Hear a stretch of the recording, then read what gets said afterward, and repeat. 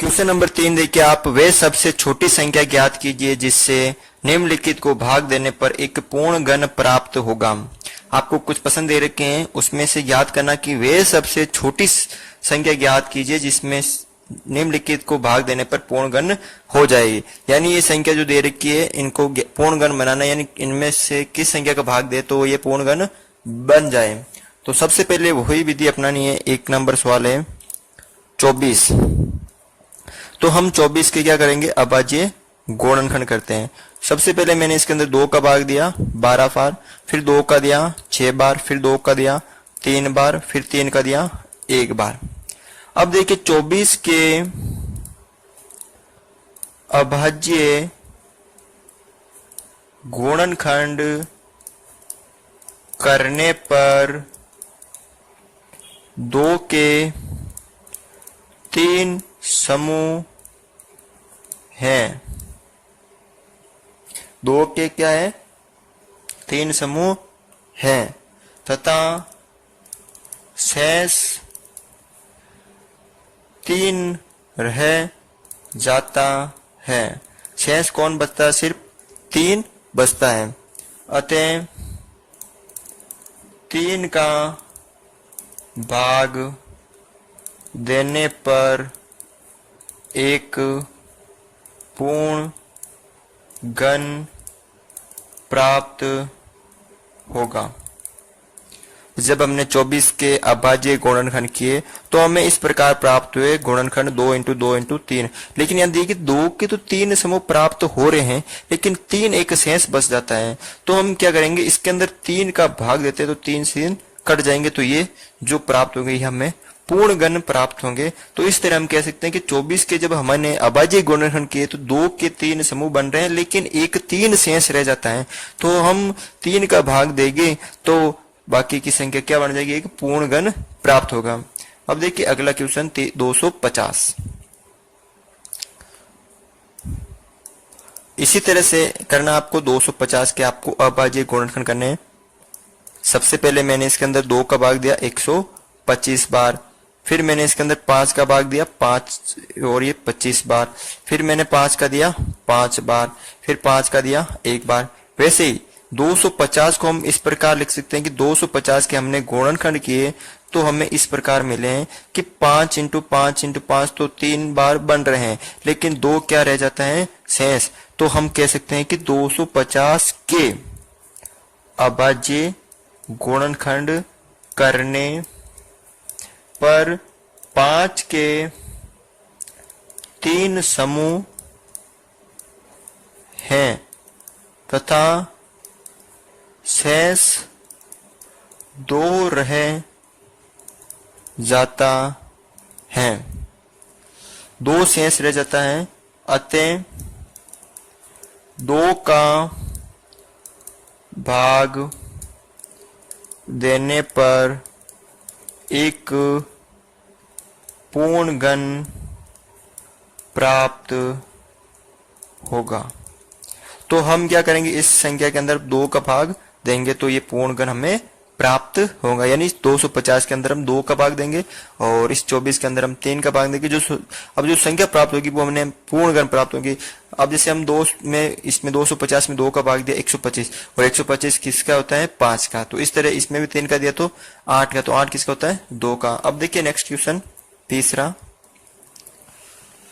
192।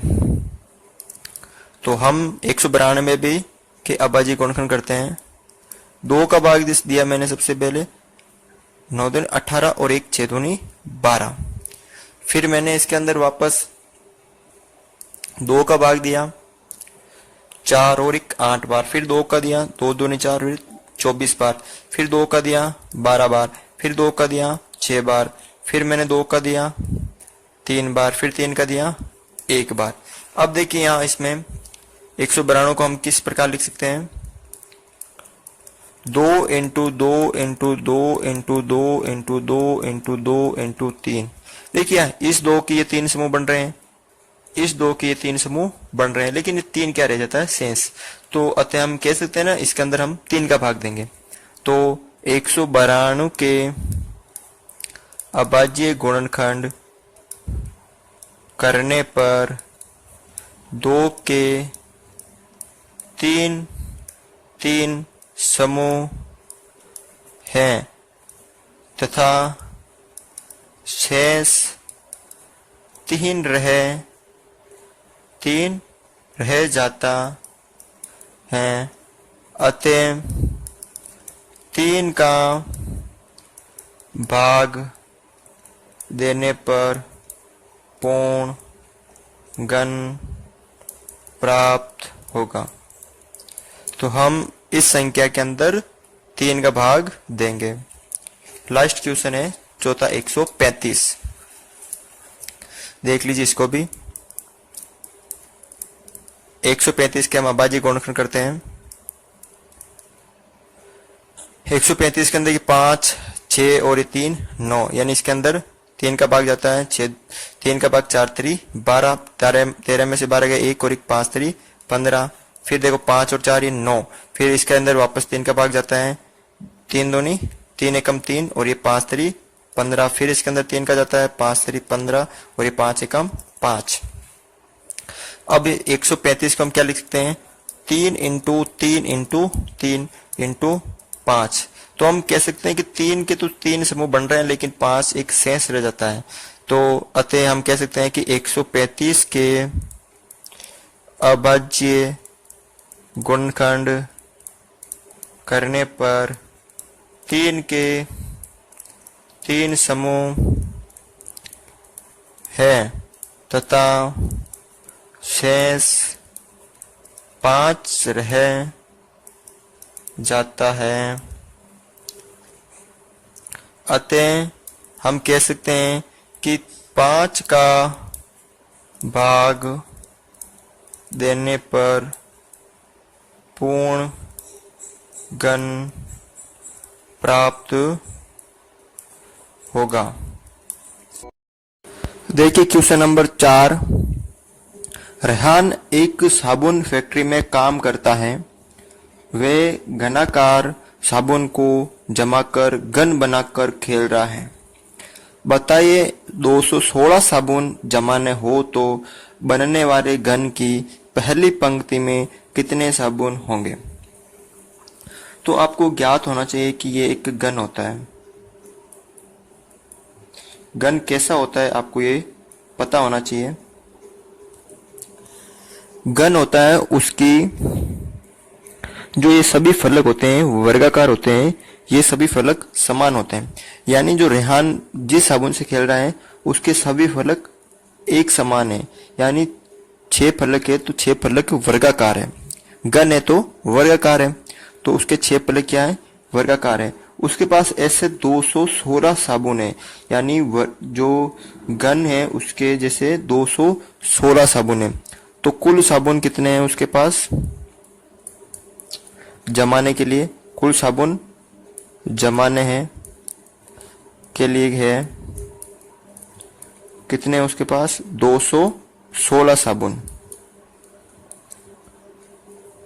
उसके पास 216 साबुन है कुल एक जमाने के लिए।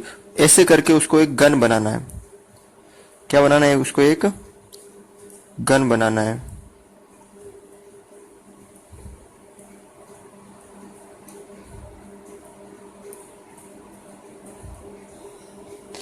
ऐसे एक साबुन बना के उसको एक घन बनाना है, ऊपर रख के नीचे रख के। तो आपको बताना है कि एक पहली पंक्ति में कितने साबुन आएंगे। तो पहली पंक्ति में ज्ञात करने के लिए आपको 216 का अभाज्य गुणनखंड ज्ञात करना पड़ेगा। सबसे पहले इसमें मैंने 2 का भाग दिया। 2 का भाग 2 में 1 बार, 0 और 16 में 8 बार। फिर 2 का दिया 10 में 5 बार और 8 में 4 बार। फिर मैंने 2 का भाग दिया 5 में 2 बार और 14 में 7 बार। फिर 2 का नहीं जाता है, फिर 3 का दिया 9 बार गया। फिर 3 का दिया 3 बार। फिर 3 का दिया 1 बार। तो इस तरह हम 216 का क्या किया? घनमूल ज्ञात किया। क्या क्या? घनमूल। तो 216 का जो घनमूल होता है वो होता है 2 into 2 into 2 into 3 into 3 into 3। अब घनमूल में पता है कि आपको 3 3 के समूह बनते हैं। क्या बनते हैं? 3 3 के समूह बनते हैं। तो ये बन गया एक समूह और ये बन गया एक समूह। तो 216 का हमने घनमूल ज्ञात किया, तब जाके हमें प्राप्त हुआ 2 इंटू 3, यानी ये घनमूल है 216 का 6। यानी पहली पंक्ति में कितने साबुन आएंगे? पहली पंक्ति में साबुन की संख्या कितने साबुन आएंगे? 6 साबुन आएंगे। यानी एक पंक्ति में 6 साबुन आएंगे। जो पहली पंक्ति उसमें 6 साबुन आएंगे।